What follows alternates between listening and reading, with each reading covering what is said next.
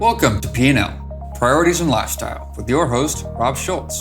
Rob is the founder and president of Schulz Wealth.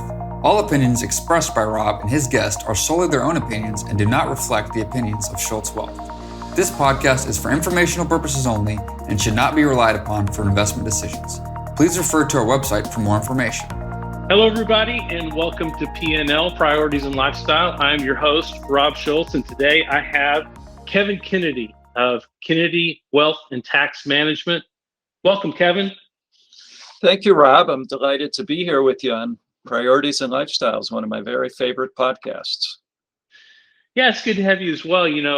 For those of you listening, Kevin and I are longtime friends. We're both in the industry together. We both basically do the same thing. We're registered investment advisory firms working with clients towards their success. Kevin's one thing I want to talk about later, and don't forget, is how you do tax as well, and we don't. And I think that's a really interesting thing. We're going to delve into some tax stuff here post-tax season. But to get started, I kind of wanted to talk a little bit just about, when we first met, back in, 2008, right? Yeah, that was a wonderful memory, right? Thinking about making a big change in our respective businesses. If I remember properly, Rob, it was about mid-September of 2008 at, what was it, the Omni Hotel? It was just a small, 60 people in a room in the Omni, something like that. And we were starting HSSP, High Speed Strategic Planning. And it was supposed to be, was basically our impetus into the way we work with our clients today, wasn't it? Absolutely was a complete game changer in my life. And I know for yours as well, because we've stayed so tight and our friendship has developed over the years. That came at a very interesting time, right? Here we are, like we've talked about before, we sort of have these overlapping interests and commonalities, right? With 4 kids each, 2 dogs each. Yep. There's a lot of mouths to feed at the Schulz and the Kennedy household. Yes, there are. So you better be doing some good work. And so that made that really scary, didn't it? Because we were talking about making a big change into, shifting most, if not all, now at this point, nearly all of our resources into, wealth management. Whereas prior to that, a majority of my income was coming from group benefits, pension plans, life and health, life insurance, things like that.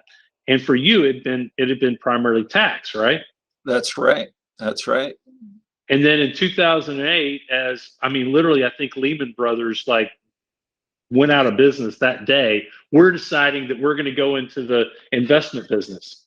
Well, how on earth did that ever work out? It worked out great, but could you imagine Shelley and Stacy turning on the news as we say, your wife Shelley, my wife Stacy, and we're saying, hey, honey, we're going all in on investments as we're having a 100-year downturn in the market essentially starting that day, really. Even it started earlier than that, but that was a pretty scary time for sure, for many reasons, but I'm sure a lot of your business owners have gone through this. I've seen it throughout my career where clients sort of change focus in their business, and you look at the end result, and it's always, oh wow, there they are, just another overnight success story, right? And I'm reading the Sam Walton autobiography right now, and he said, I'm just another one of those typical overnight success stories. It just took 20 years for the success to happen,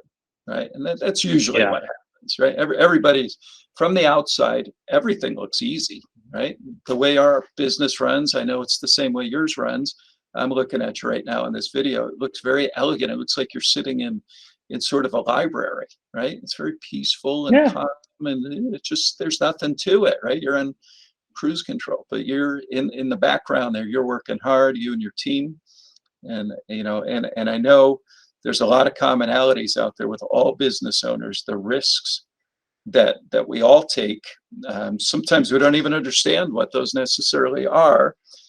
I think if you stopped and worried too much about what could potentially go wrong, you'd never do it.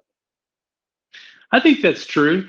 And but the other thing I was thinking about that transition that we did in '08, what was interesting about it is kind of similar to the Sam Walton story you just mentioned, is that it wasn't like we just ripped a Band-Aid, right? Because you mentioned the ladies there, and the kids and obviously the demands for income. It wasn't like, oh, I don't like doing any of this insurance stuff anymore.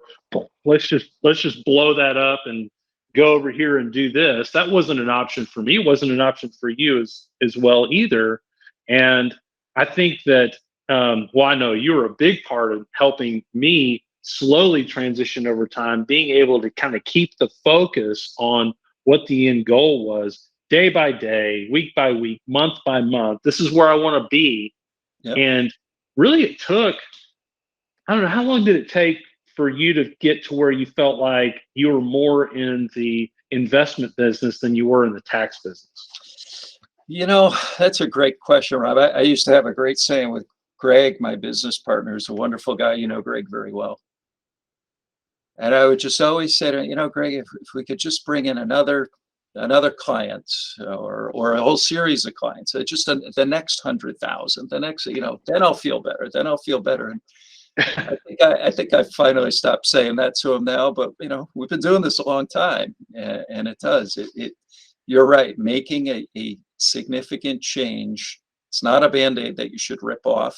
It needs to be done with a plan in place, and we both had it, right? It was maybe it went a little slower than hoped for. We all think like, geez, I've got the best service model in certainly in our area. Everyone should be here. We know that, though. Not everyone is here. Not everyone who should be here is here, and that's okay. We only really work with people who value what we do, much like your own service model, right? You want people who are bought in, who believe in what you're doing. When we're going through tough markets like we're experiencing here at the beginning of 2022, you don't want people who are, second guessing your skills, your abilities. You want people who are challenging it for sure, no doubt. But really, you want this collaboration with your clients, and I think you've achieved that. I know you've had tremendous success. Your team continues to grow. This whole P&L podcast is, it's really been a phenomenal thing for me to listen into. I love it. Every other week, I listen in and I pick up little tidbits, things that I hadn't really thought about before. And it's kudos to you, Rob. You're doing a great job. Yeah, well, thanks, Kevin. I appreciate that. Yeah, we both, I think, come a long way through this process, but it certainly has been a process. And, what you were just describing is kind of something we've talked about before, kind of an intentionality with, if that's a word, with who we are going to work with and what process we're going to use. But we both started out in the business at zero, right? Different businesses. I started out in the with principal in the insurance world. You started out as tax, but yet, it wasn't a lot of intentionality at that point, was there? I mean, it was just, you just needed to do what you needed to do to grow the business. I'll tell you a funny story. When I first started the business in 1995, I was working for a nice regional CPA firm here in Connecticut. Great place, learned a lot right out of school. I spent 4 years there, and I was sort of getting the right signals from the partners in that firm that I could become a partner. It was a nice firm because I saw everything. I saw all sorts of, it was small enough that I saw all sorts of different businesses, pension plans, construction companies, etc.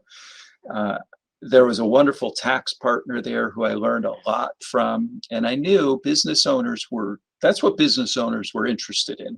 They want to minimize their taxes. They want to pay, the fair share, the right amount.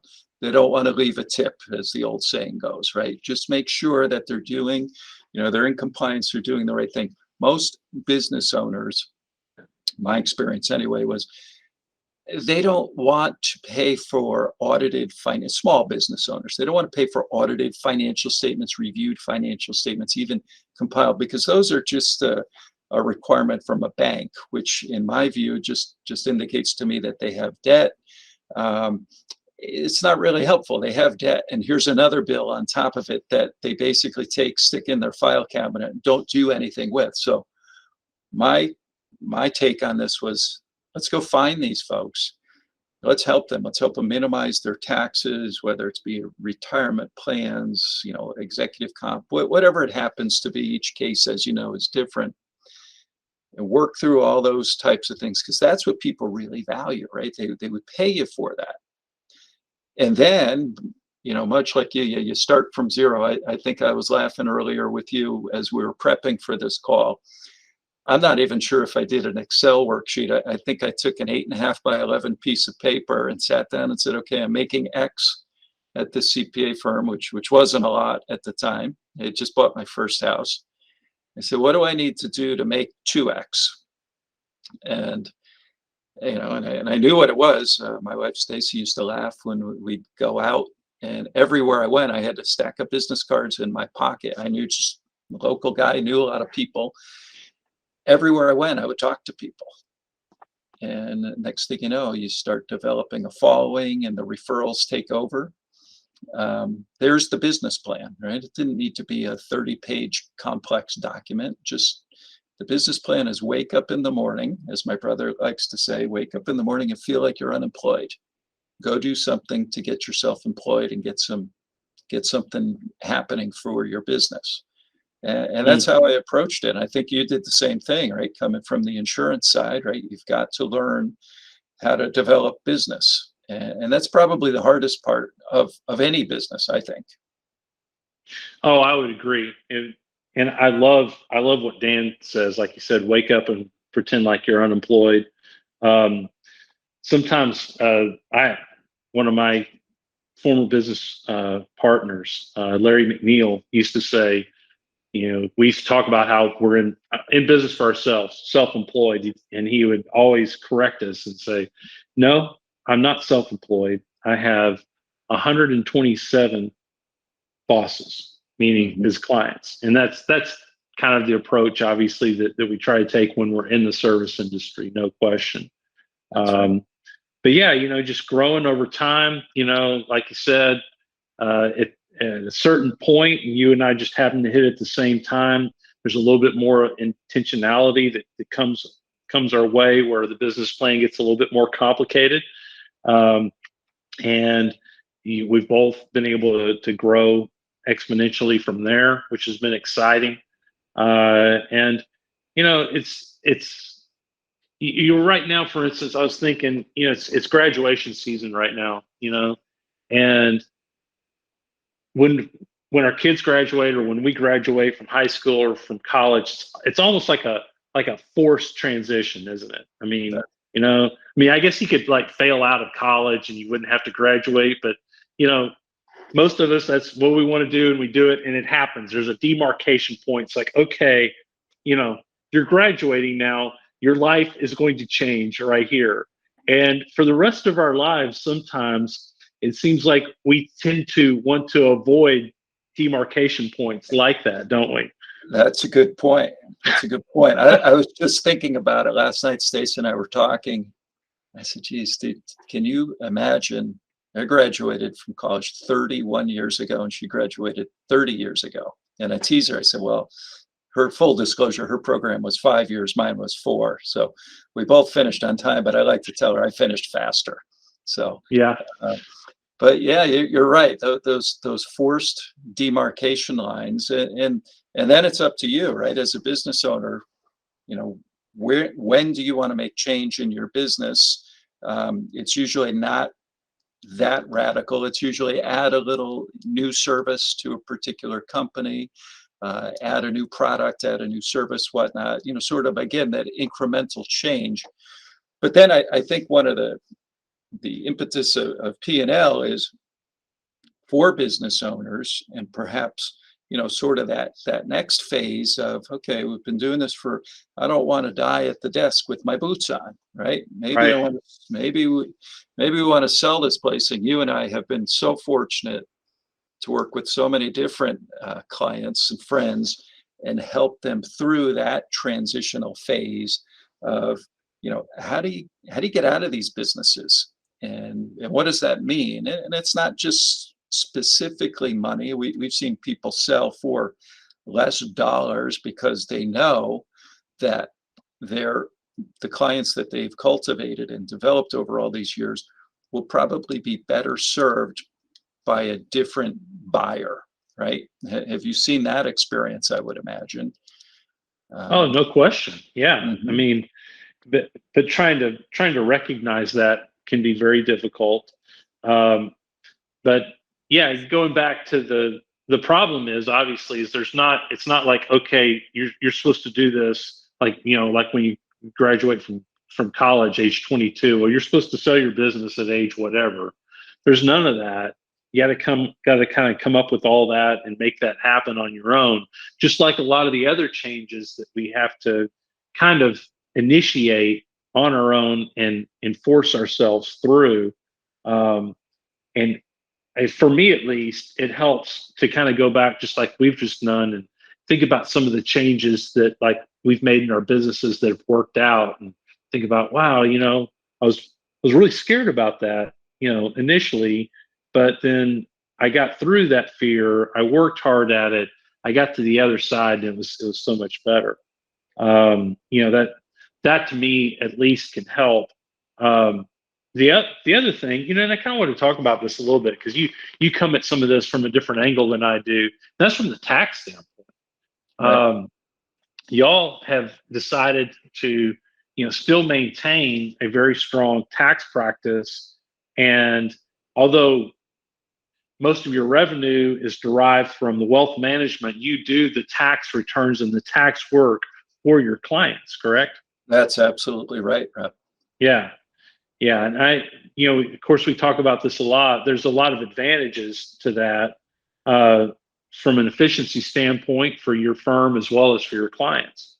Yeah, for the clients, we think it's really terrific because it's you put it all under one roof. We kind of know everything about them. We've done our ongoing meetings and updates with them throughout the year. So there's as we close out a year and we go through that painful process of preparing a bunch of tax returns, there typically are no surprises, right? We know everything about them already. We know what to expect. We've advised them throughout the year.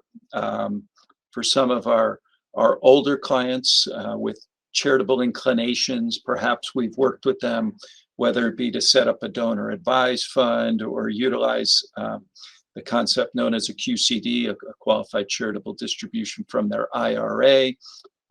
We've worked through all of those things, and one of our taglines or one of our ideas anyway that we talk about frequently with clients is probably the biggest expense you're ever going to face as an American is taxes. And we think you should work tightly with your CPA and your wealth manager and make sure that everybody is in sync, whether it's an offering like ours where it's all sort of together, or as you've done, Rob, I know you've built some very tight relationships with those CPAs in your local community. That's a crucial thing to have all lined up for the clients.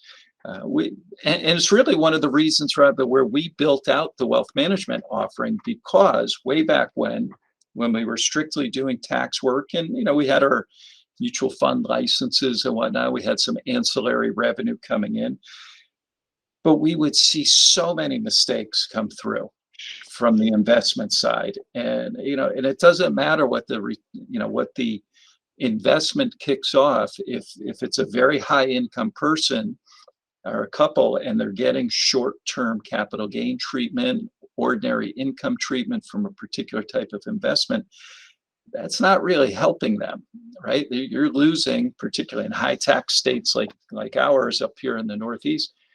You could theoretically be losing almost half of that investment return just really by poor tax planning. Oh, sure. Yeah.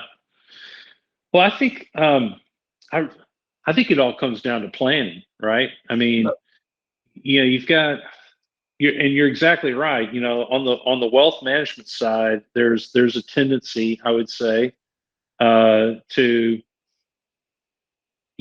continue to, I guess you could say, obviously try to create return for the clients, and a lot of times maybe the right tax strategies aren't top of mind from a planning Right. standpoint. On the tax side, it's so frustrating because it all happens around tax season, which is after the year is already over. There's not much you can do now, to fix whatever occurred last year. And like you said, those surprises, those are what the clients don't want to see. And it's because most accountants are not, they're not planning. They're just basically doing returns. Yep. And then it's like, okay, see you next year about this time. That's And there's right. not that process of communication, of strategizing on all these things to make it happen. And you know you do a great job of basically eliminating one of the issues. There is just like, y'all just do all of it together and make sure that happens. And Yeah, that's worked out real well, I know. it's worked out very, very well for us. I always sort of draw analogies in my life, and I think about that. The tax world is sort of going down the highway, looking out the rear view window, right? You're looking out Right. the back window, although, hey, what happened? What just happened behind us? If you're doing really good planning, whether it's tax planning, wealth management planning, that should all be front window, right? What's Right. coming at you? We know where are the detours, where are the obstacles? Should we get off this exit? It's just sort of an interesting way to look about it. I would encourage people, though, really, and this is no plug to go pay your CPA extra money, but develop that tight relationship with them. Get them on, like a quarterly call of, this is what's going on in the business, more so than the sort of the mundane, file some report, stick it in your file cabinet, pay a bill. That's useless. Really, that doesn't do anything, right? You need to be thinking on a proactive basis. One of my favorite things, I like to call it sort of rearranging the furniture from a tax standpoint. We get so many folks who come in, they've been successful, they're able to retire at a relatively young age. Let's pick a nice even number that you and I are both coming up on relatively soon, at 60, right? And think about this and say, all right, well, what happens between, let's call it now 60, there's a few key things that happen, milestones between 60 and 72, right? So 60, Right. maybe you retire. 62, which for most people is probably a foolish idea, but somewhere along the continuum of 62 to 70, you could begin claiming your Social Security. You have expertise in that and when to do it. 65 is Medicare. 70 and a half is when you can begin doing qualified charitable distributions from your IRA to support charitable causes.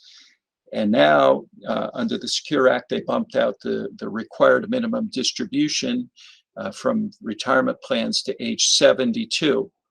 So there's a lot of things that happen there between that window of 60 to 72. They're actually talking about in Congress bumping out that required minimum distribution age to 75.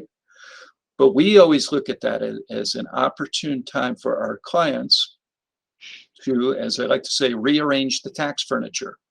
Typically, they'll come to us with a sizable tax-deferred retirement account, 401k, IRA, et cetera.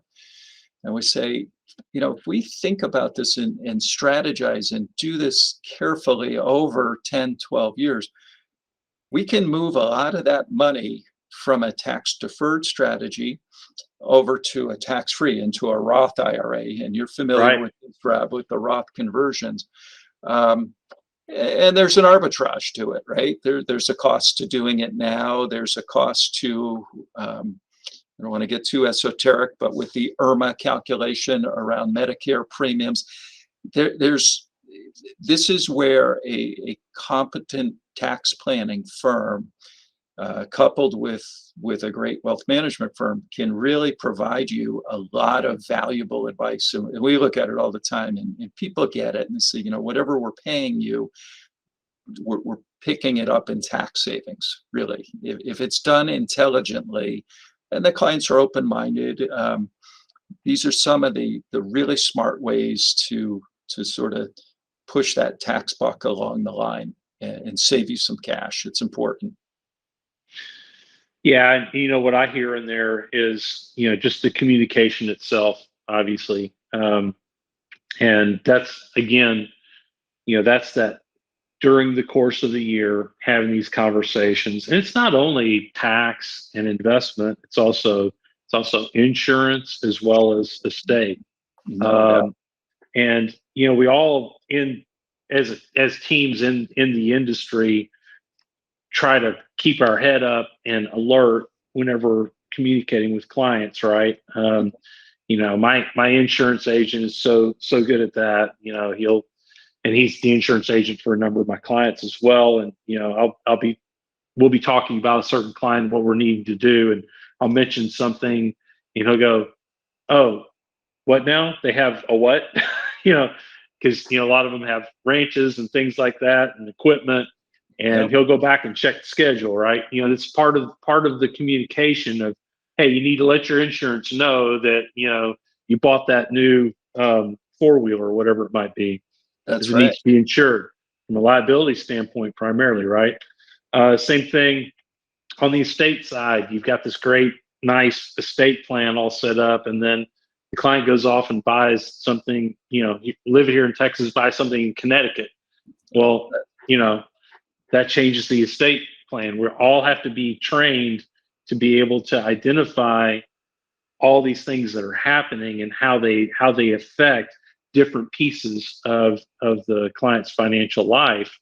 And as a client listening to this out there, I think the most important thing to draw out of it is hey, when whether it's my tax person, my investment person, my estate person, or my insurance person, whoever it may be, when they do reach out to me during the course of the year to touch base, it's because of these things, right? I mean, it's because we need to know what's going on so that we can provide you with the right advice for you to be able to take advantage of of tax deductions or just do make smart moves, right? Absolutely. Yeah. And proactive communication is key. We have a nice team in here, as I know you do as well, and we try to do that. Reaching out to the clients and scheduling, and it's just talking to them. And nowadays, like we're doing now from Texas to Connecticut, we're even though we're doing a podcast, we're getting to see each other on screen. That's pretty cool. That's been a sort of a significant improvement. So there's really no hiding, right? There's no reason that you can't reach out to your professionals and say, look, I need an hour of your time. And, depending on the relationship, hopefully they're going to bill you for it, and hopefully you find value in it. If they're really good, whatever you pay, a few $100 or, whatever, a few $1,000, it's probably going to be worth it. And I encourage people all the time, make sure you're doing those things. We try to be sort of the centerpiece for that, to help our clients, facilitate these conversations. I like to say we're probably, almost the best sales team for estate planning attorneys around here. And we don't have no question. We don't have estate planning attorneys. We just know a bunch of them, and we try to size up personalities and relationships and needs and wants and say, I think you'd do well over with this firm. And we host those meetings. I know you do the same thing, right? Or you go to meetings with the clients and sort of hold hands. And I think that's an important role for you and I, Rob, is really good wealth management folks, is to be intimately involved in those meetings, because after those beautiful documents are drawn up and put in binders and tucked away in a shelf somewhere, the client doesn't really remember exactly what's in there. They don't know that language the way you and I know it.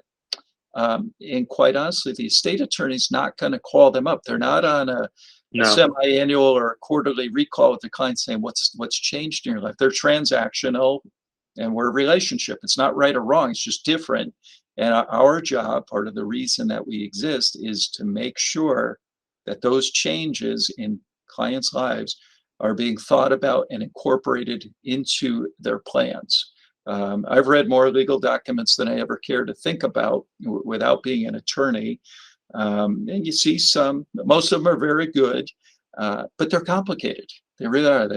As one of my brothers likes to say, it's like reading Shakespeare, heretofore, thereunder. It's like, what does this all mean, right? I'd rather just have like a piece of paper that's a little more streamlined. Unfortunately, I guess in the legal world, we can't necessarily do that, particularly for the types of clients we're fortunate enough to work with who have significant resources. Yeah, no, I think that's great. Transactional versus relationship, and what you've done is, you've created a tax and wealth management firm. You've taken your tax part and made it relational, which most tax can be fairly transactional. Mm-hmm. So that's the aha of your business, I think, in a lot of ways, which is really cool. Right.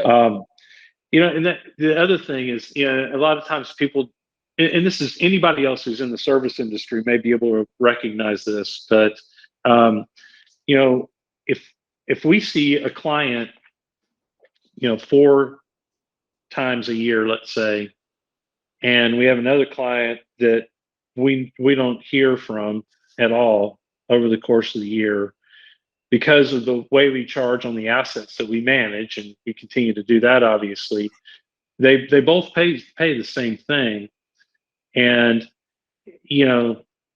on the surface, you'd say, oh, well, that's great. So I guess the one that you didn't see at all, well, they're not any trouble at all, right? But it's just the opposite, isn't it? You're 100%. 100%. I love the people Yeah. that I see frequently. I want to Oh see my them. I gosh. want to talk to them. I want to email with them, whatever it happens to be, because that you could give them better advice.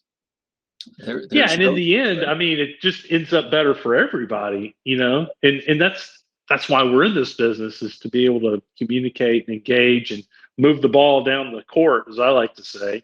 And you just can't do that if you're not communicating, right?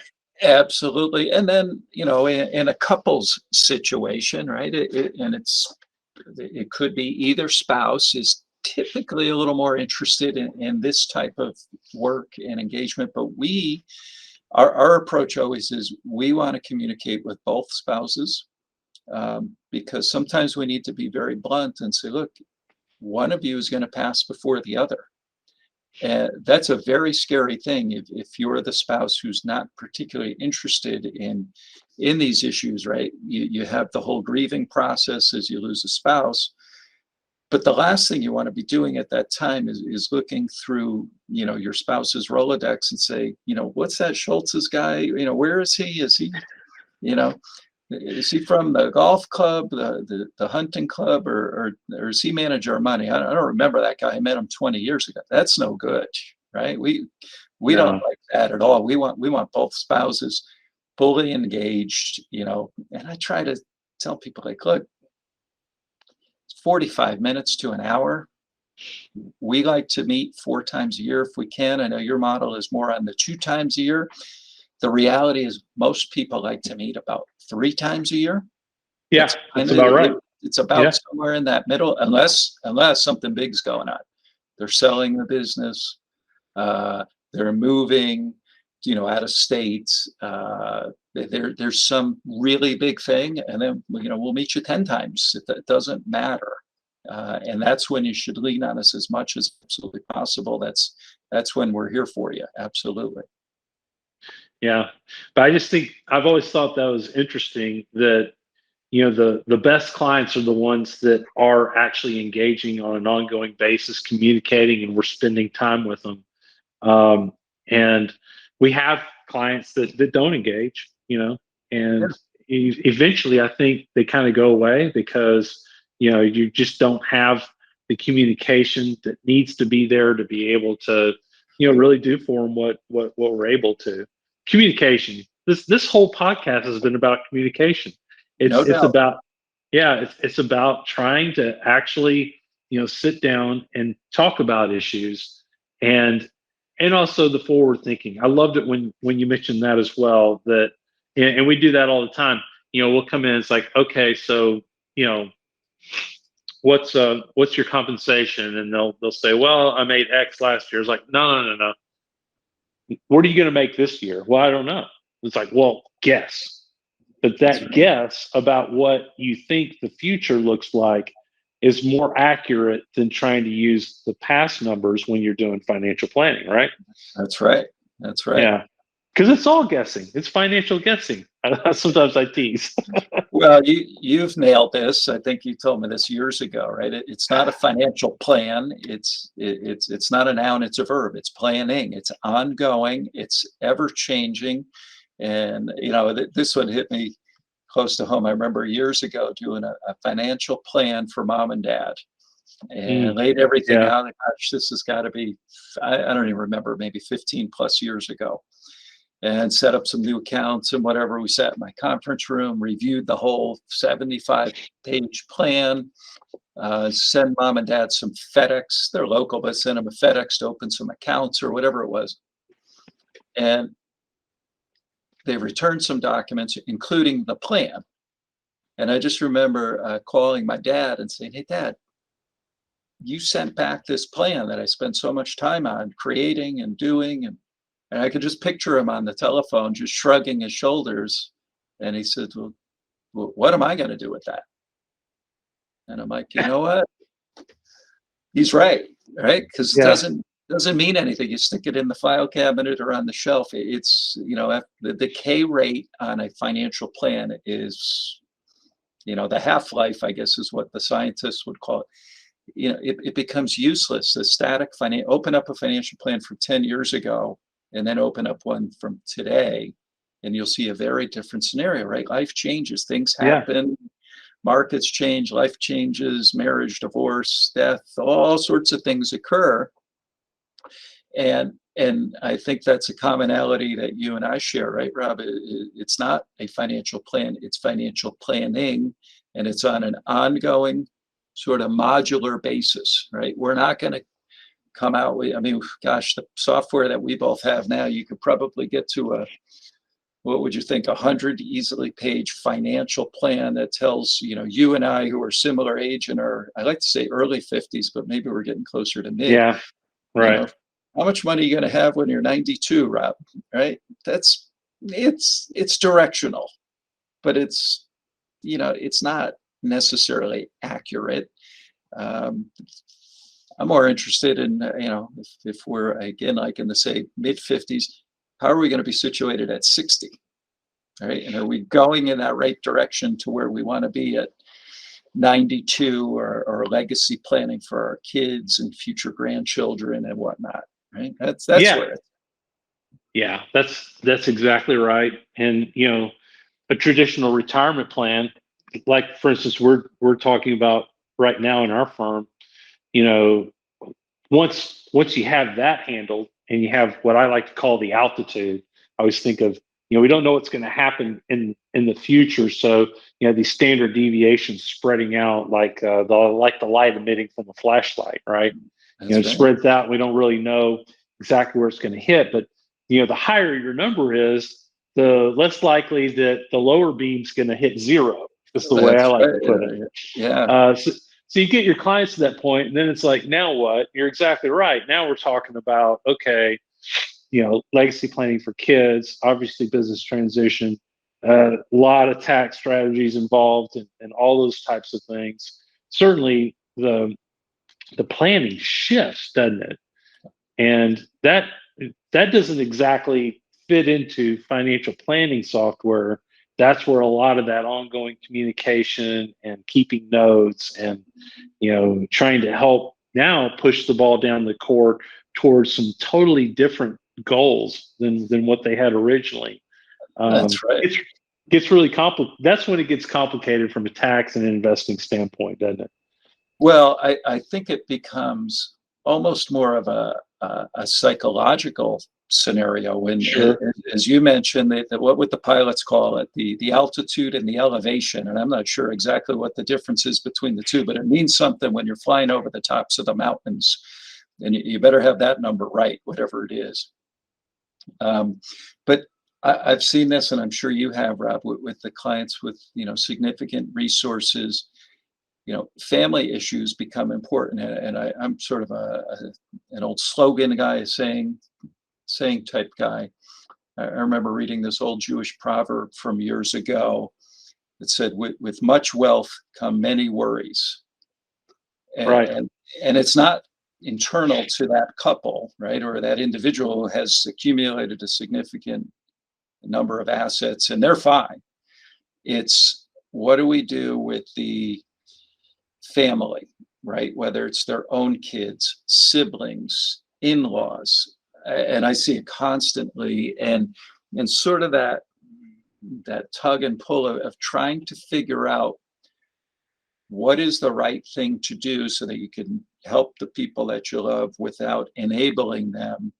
And I think we again share a commonality. Almost all business owners start with basically, a piece of paper, an idea. It starts in a spare bedroom or their garage or somewhere simple, and they start taking tremendous risk. Now, that doesn't mean that everybody should do this. And I think that the research shows that about 5% of the world's population are entrepreneurs.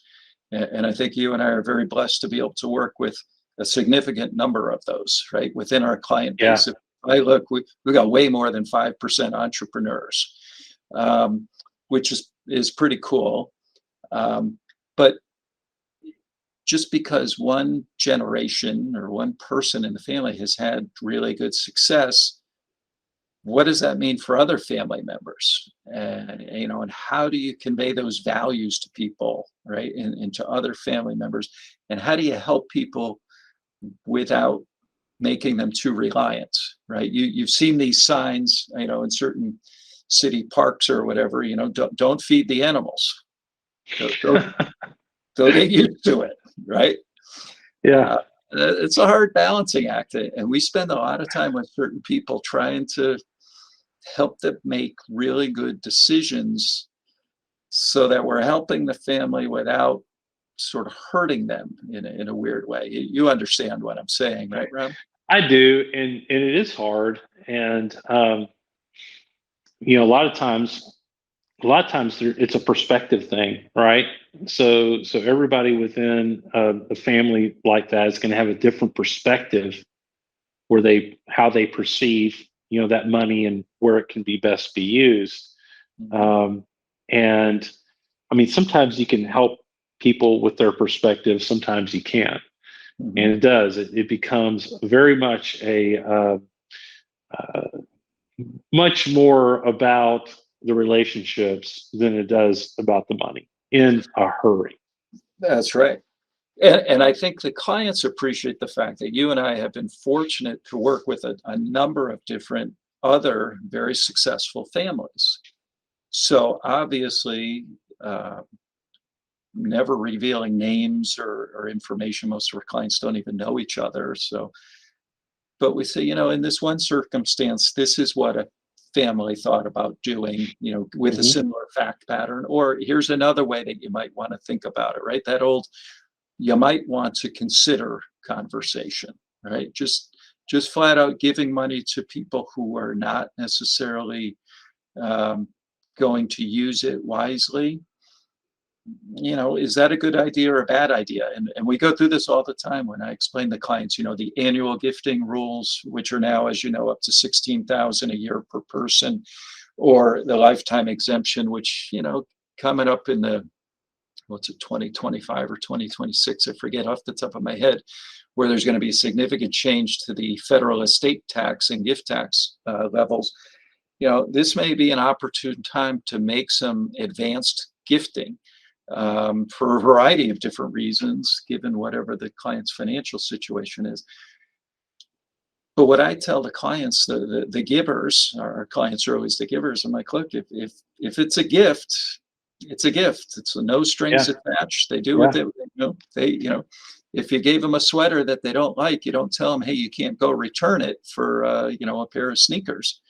If it's a cash gift and they elect to blow it on what you think is a really poor decision, out of your hands.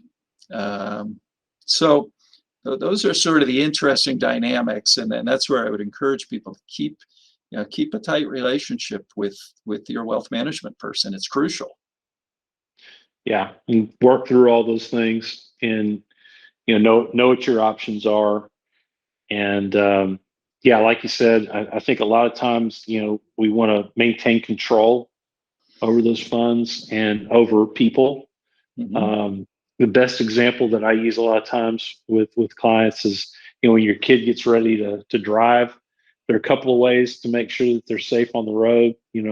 One approach a lot of people will take is they'll buy a car that has all the safety features, right? The lane assist, Yep. airbags, all this kind of stuff. I'm going to put them in a vehicle that is going to anticipate all these horrible things that are going to happen and protect my child. Which is more effective, that or actually spending some time teaching your kid how to drive safely? That's right. You might want to do both. Yeah, you can do both. But teaching them how to drive, that's where we focus. Is let's teach these family members how to drive. Let's teach them how to deal with money, engage with them, and train them and guide them, and then it's still going to be their money at some point. They can screw that up, but it's less likely if you have some communication and some process to it. No question. Are you working a lot, Rob, with children of clients? And if so, are they coming in sort of on your full service offering, or do you just sort of go a la carte and say, okay, Junior, you need help with buying your first home and thinking about long-term savings, and let's just check in every so often? How are you addressing that for your families that you work with? Yeah, no, we do. We really encourage and want to know our clients' kids, Mm-hmm. and we push real hard just to either have them come in for a meeting, Mm-hmm. And or a phone call, and these different demarcation points in their lives, starting at 16 when they start to drive. We love to have a kind of just a manage your allowance kind of discussion with them at that point. Yep. Usually when they graduate from college, we'll want to talk to them about making sure they get set up with their 401k and that they're making contributions and why, and talk about time value of money. It's more of an education than it is sitting down and managing money, obviously. Right.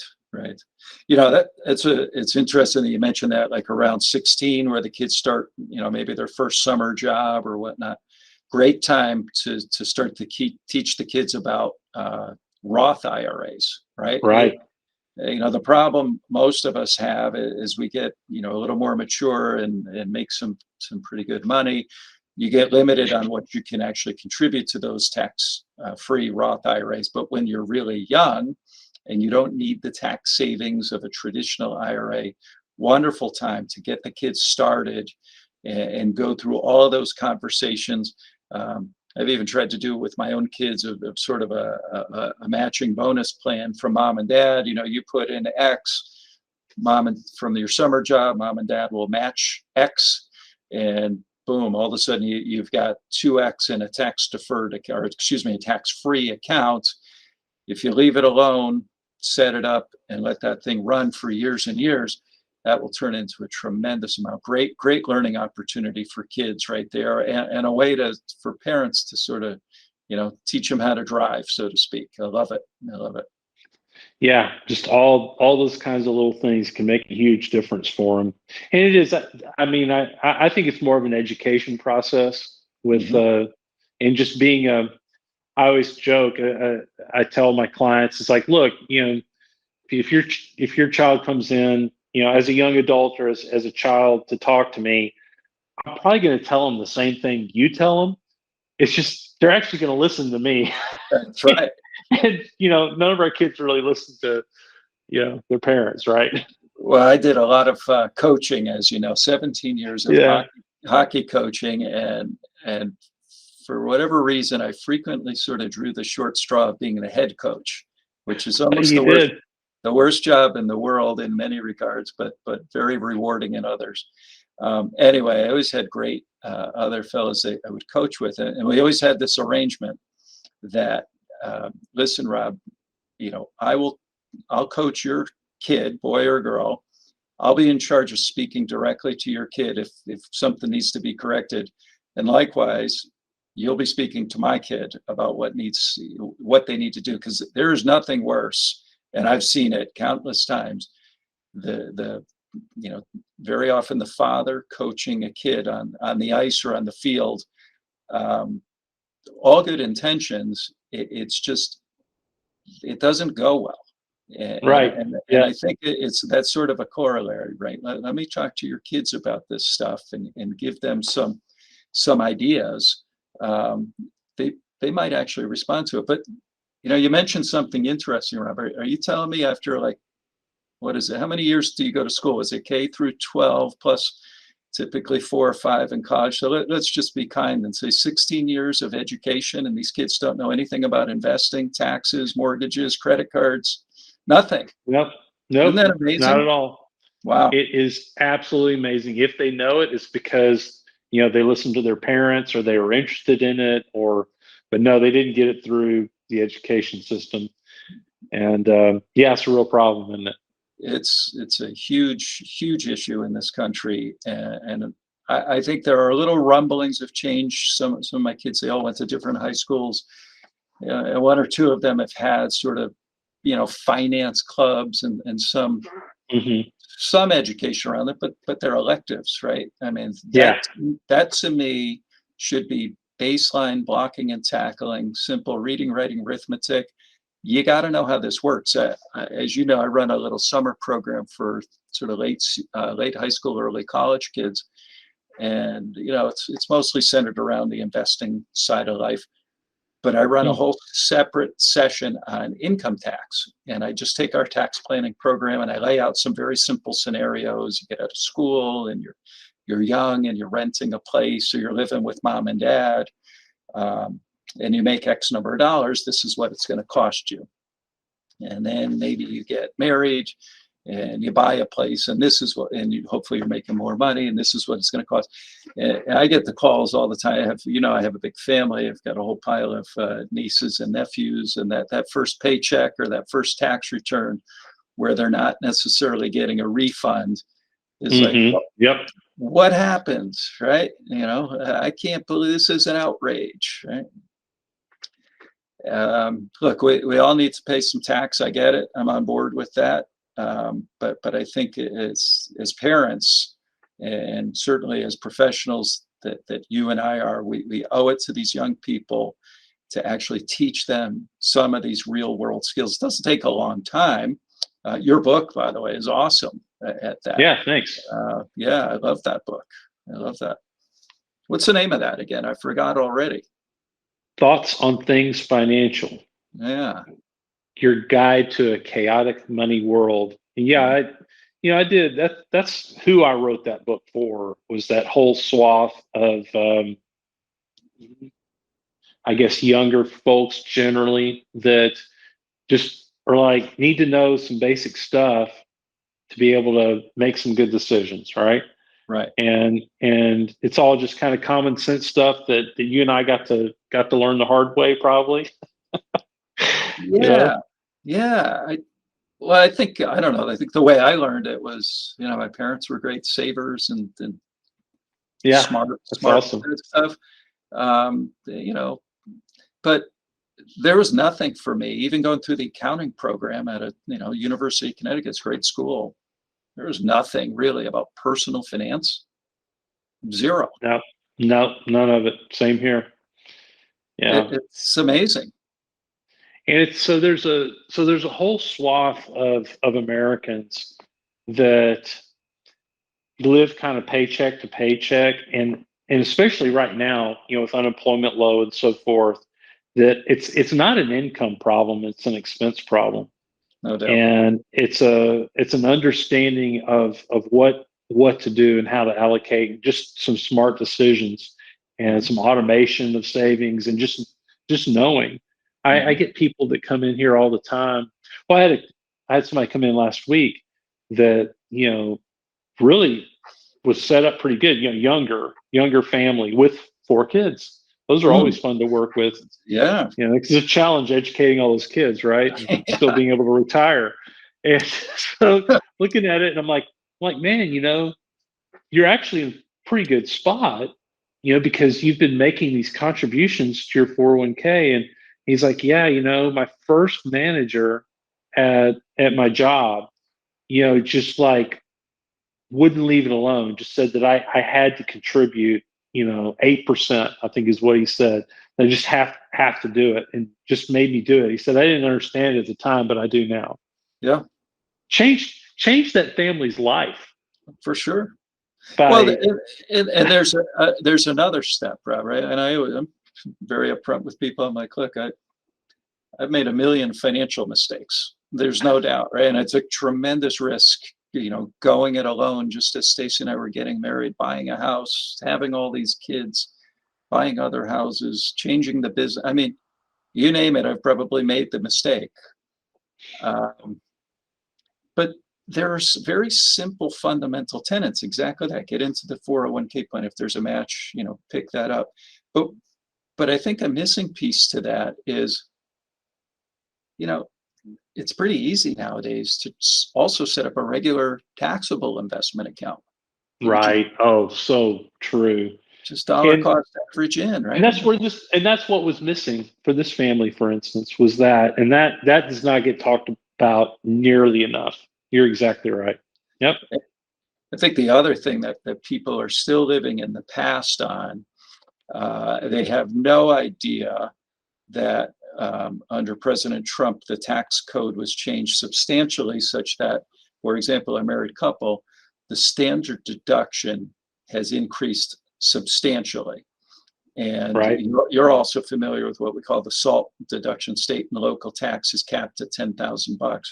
So the whole notion of taking a mortgage as some form of a significant tax savings is really a catastrophic mistake for most people. First of all, you're capped at $750,000 of acquisition indebtedness, loan proceeds, which you probably don't want to take anyway. But the whole notion that this is some great tax Shangri-La, people think they're like tax credits, they're like dollar for dollar, and they're not. And if you really work through, again, this is no infomercial for the CPAs and the tax professionals of the world, but really sit down and sort of play that out and say, wait a minute, if we're a 25, 30-year-old married couple, by either taking a mortgage or taking a bigger mortgage, are we actually accomplishing anything from a tax standpoint? Because again, this standard deduction nowadays is pretty darn good. I mean, they basically doubled it. They changed the rates. Now, who knows? I mean, they could change the rules. This is the beauty of the tax code. They change the rules constantly. But I mean, that one's been on the books for a number of years now, and most people still have no idea that those are the rules. Oh, I believe it. Yeah. No, and this just reiterates that this is stuff that you've got to spend time on, and have good advisors. That's right. Oh man, Kevin, it's been good visiting with you. It's fun to do a podcast with you. We talk all the time, but we get to do this like officially. It's kind of cool. I think it's really cool. So do I get an agent? Do I get royalties? How does this all work here? I mean, do I have to sign autographs when I'm walking through an airport, or how does this all work? I don't think that's happened yet, but who knows, right? No. Hey, Kevin, you talked about a lot of really cool stuff here. I was hoping that if somebody wanted to reach out to you and visit with you further on some things, can you kind of give us your contact information? Yeah, for sure, Rob. Thank you. So we're located in Connecticut, but we service clients throughout the country. Easiest is probably to ping our website, www.kennedywealth.com, or pick up the phone 203-264-1200. If you ping that website, obviously the emails and everything are on there. I really appreciate being on my very first podcast, Rob. I hope it turns out well. It was so much fun to spend some time with you, and hopefully we've helped some folks with this material today. Oh, no question. And I'll make sure and put your contact information in the show notes so people can get in contact with you. And folks, if you enjoyed kind of hearing some stuff from Kevin, give him some love, kind of reach out there and let him know for sure. And if you're enjoying this podcast, as you may know, you can easily click a link there somewhere, and this thing will show up in your queue. And every other week, we try to get one of these out to speak to you about financial planning and tax and all the different things that are so important for entrepreneurs. We hope you enjoyed it today. Everybody, have a great week. Take care.